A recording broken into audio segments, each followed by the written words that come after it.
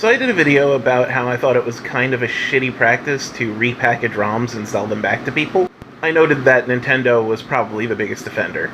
And a lot of people responded to that video saying, what's the problem with reselling something that you own? Here's the thing, you can own something and sell it in a lot of different ways, and some of those ways are better than others.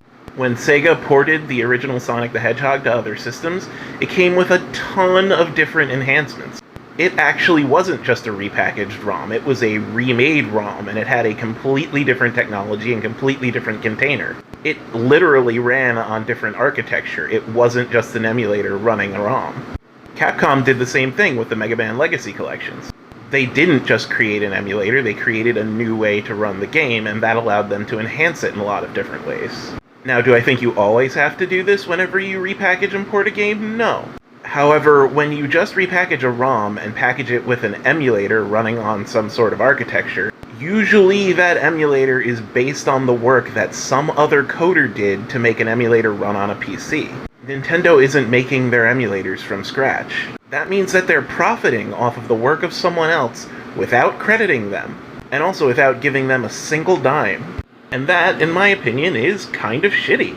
It's extra shitty that Nintendo goes on to say that all emulation is piracy. Yes, even emulation of games that they're not planning to sell anymore. It's extra shitty that they push against fan games, that they C&D basically any fan project they find.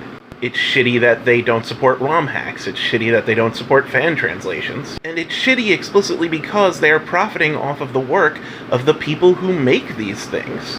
Look, I think it would be great if Nintendo just said tomorrow that their entire backlog was for sale. Nintendo has the right to sell the games that they own. But what I'm saying is they're using technology that they don't own.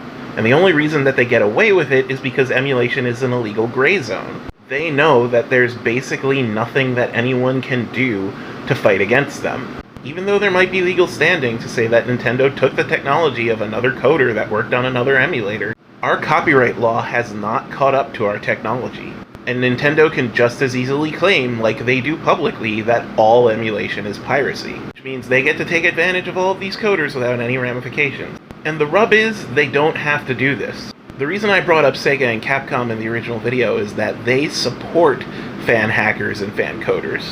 Sonic Mania exists because of a bunch of people that were hacking Sonic ROMs. And a couple years back, Capcom officially endorsed the Mega Man X Street Fighter fan project. Lots of companies resell their old properties, but also support the communities that support those old properties. Nintendo resells their own properties, but tells those communities to go fuck themselves. That's something that I just don't like.